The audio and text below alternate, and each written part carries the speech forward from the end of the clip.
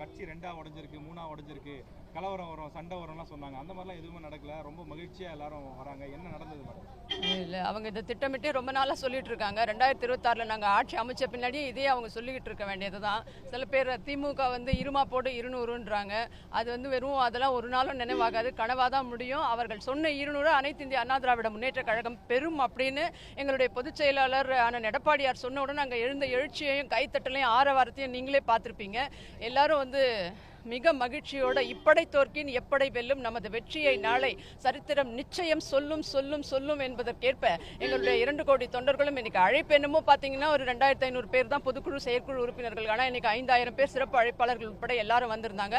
வெளியிலேயே நீங்க காலையில இருந்தே பார்த்தாலே தெரிஞ்சிருக்கும், லட்சக்கணக்கான தொண்டர்கள் ஆரவாரத்தோடும் எழுச்சியோடும் பாருங்க. இங்கே எல்லாரும் அனைவரும் மகிழ்ச்சியா சைவ அசைவ உணவுகள் எல்லாம் உண்டு, ரொம்ப சந்தோஷத்தோட இங்க கொடுக்கப்பட்ட ஸ்நாக்ஸ் எல்லாம் எடுத்து இன்னைக்கு ஆட்சி அடுத்து நமது தான் 2026 அண்ணன் எடப்பாடியார் தான் முதலமைச்சர் அப்படின்ற ஒரு இருமாப்போடு இன்னைக்கு அனைத்து இந்திய அண்ணா திராவிட முன்னேற்ற கழக தொண்டர்கள் மக்களை சந்திப்பதற்காக போயிட்டு இருக்காங்க. எல்லாருமே எங்களுடைய பொதுச் செயலாளர் அண்ணன் அவர்களும் அதை தான் சொன்னாரு. இந்த மழையிலையும் சரி, இந்த புயல்லையும் சரி, சென்ற மிக்ஜாம் புயல்லையும் சரி, இப்போ ஃபெஞ்சல் போன்ற புயல்லையும் நாம தான் களத்துல இருந்தோம். இன்னைக்கு திமுக ஆளுங்கட்சி கனவுல தான் இருந்துட்டு இருக்கு. அதே போல 26ல் நாம 200 சீட்டு நிச்சயம், மற்ற கட்சிகள் எங்களை தேடி வருவார்கள் அப்படின்றது இன்னைக்கு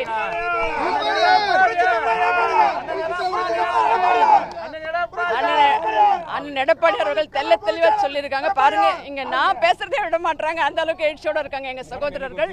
அது நிச்சயமா 26 நடைபெறும். 9 மணிக்கெல்லாம் உள்ள போயிட்டீங்க, 6 மணி நேரம் ஆச்சு. எல்லாம் மேக்ஸிமம் நாங்களாம் டயர்ட் ஆயிட்டோம்.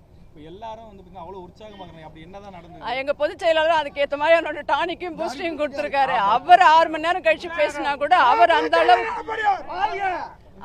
அந்த அளவுக்கு உற்சாகத்தோட எல்லாரும் அவர் முகத்தை பார்த்த உடனே எல்லாரும் உற்சாகமாயிட்டாங்க. 26ல் நாம தான்றதுல தெளிவா இருக்காங்க. நீங்களே எழுதி வச்சுக்கோங்க, ஒரு பிரேக்கிங் வச்சுக்கோங்க. அனைத்து இந்திய அண்ணா திராவிட முன்னேற்ற கழக ஆட்சி 26ல் நிச்சயம் அமையன்றது எங்க சகோதரர்களுடைய கூற்றுக்கள் மூலமே தெளிவா. 200 தொகுதி வெல்லுவோம். முடிச்சதுக்கு இப்போ மேடம், இப்போ அதிமுகவுடைய பொதுக்குழு இந்த தேர்தலுக்கு முன்னாடி நடக்கக்கூடிய இந்த பொதுக்குழு எவ்வளோ முக்கியமான ஒரு பொதுக்குழு. இப்போ அடுத்த 15 மாதங்களுங்கிறது ரொம்ப ஒரு கம்மியான டைம். எப்படி மக்களை சந்திக்க போறீங்க? இல்லை, இதை எங்களுடைய இயக்கத்தை பொறுத்த வரைக்கும் அம்மா எப்படி சொன்னாங்களோ, மக்களால் நான் மக்களுக்காகவே நான் அப்படின்ற அந்த கூற்றோடு அந்த ஸ்லோகனோட தான் அண்ணன் எடப்பாடியார் இன்னைக்கு ஒன்று தான் சொன்னார். உங்களால் நான், உங்களுக்காகவே நான். முதல்ல தொண்டர்களுக்காக நான், அதுக்கப்புறம் மக்களுக்காக நான். நம்முடைய வாழ்க்கை அர்ப்பணிக்கப்பட்டது மக்களுக்காக.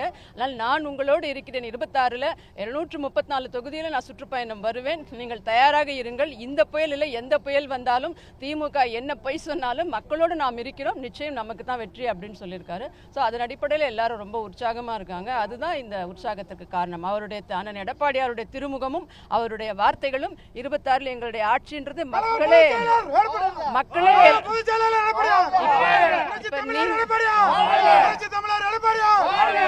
நீங்களே பார்த்துருப்பீங்க. இப்போ விழுப்புரம், கடலூர், திருவண்ணாமலை பகுதிகளெல்லாம் எங்களுடைய பொதுச் செயலாளர் தான் முதல்ல போய் மக்களோட மக்களாக இருந்தார். அதுக்கப்புறம் தான் இன்னைக்கு இருக்க முதலமைச்சர், துணை முதலமைச்சர் எல்லாமே சும்மா ஒரு மண்டபத்தில் கூட்டி உட்காந்துட்டு வந்தாங்க. உங்கள் ப்ரெஸ் மீட்லேயே பார்த்துருப்பீங்க.